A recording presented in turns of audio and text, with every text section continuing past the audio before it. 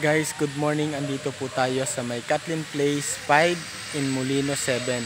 So guys, ito po yung ating 2-story townhouse. So guys, sa gilid po niyan, meron po tayong clubhouse. So guys, ayan.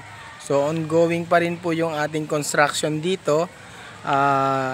Sa ngayon po, 2, 3, and 4 block pa lang po ang ating kinoconstruct na mga unit. So meron pa po yan bandang likod nitong clubhouse, yung block 9 hanggang 12 po, no. So guys, dito itutour guide ko kayo dito sa pinaka model unit natin.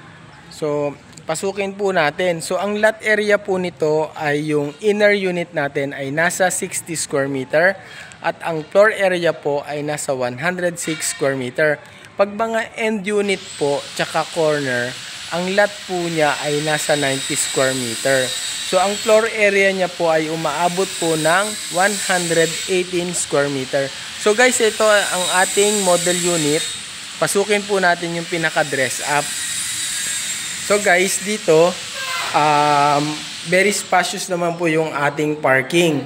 So ayan, makikita nyo po ang ating window ay sliding. So guys, pagdating po sa ating door, yan po, naka po yan, naka steel po yan, no.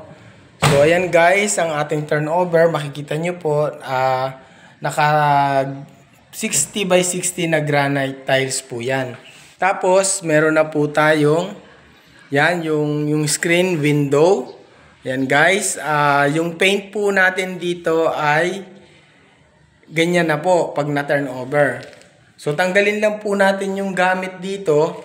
Yan po yung pinaka-actual turnover na natin. So meron po tayong cabinet, ayan.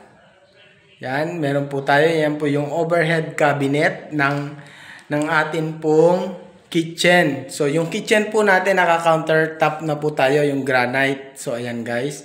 Tapos may cabinet din po yan sa pinaka base. Tapos guys, pakikita ko po, ito po yung ating laundry area. And then meron po tayong ditong toilet and bath. So guys, dito yung toilet and bath po natin. Yan, complete na rin po yan. Naka-tiles na po yan. Yan, meron na po tayong lavatory, toilet bowl. And then meron po tayong telephone shower. So guys, ayan, pansin nyo naman po, bali yung tiles po natin, complete na po siya. So dito naman po, pasukin po natin guys yung yung second floor niya. Tignan po natin yung actual na meron pong mga gamit na. So ayan, ang stair po natin, naka-tiles po yan guys. So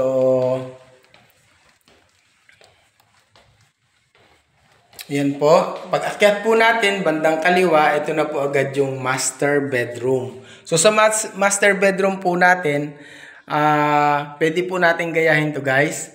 Ayan, meron na po yung ating balcony. Ayan po, naka-sliding door po yan. So ayan. Ayan guys, at meron din po tayong cabinet. So ayan. Tapos guys, labas po tayo dito. Ito po yung pinaka-hallway natin. Yan. Yung pinakadulo po, second bedroom po yan. Meron din po yung cabinet. Tapos meron na rin po siyang nakaabang na window type para sa aircon po. Yan. So, tapos ito naman po yung ating ika-third bedroom. So, ganun din po yan. Meron na rin pong nakaabang na para po sa ating window type aircon.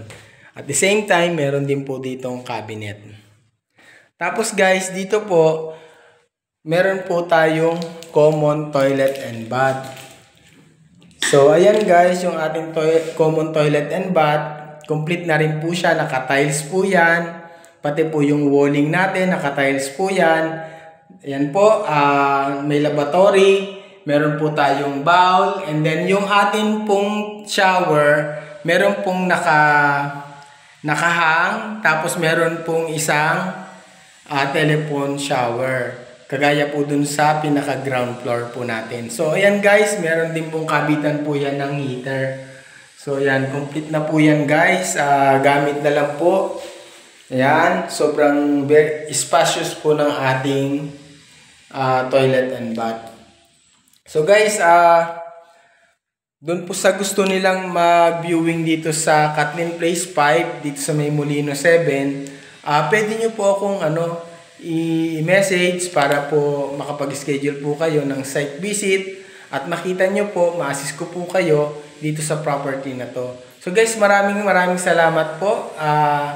Sana po i-PM nyo po ako para po makita nyo po ang property na to dito sa May Bacoor, Cavite. Maraming salamat po.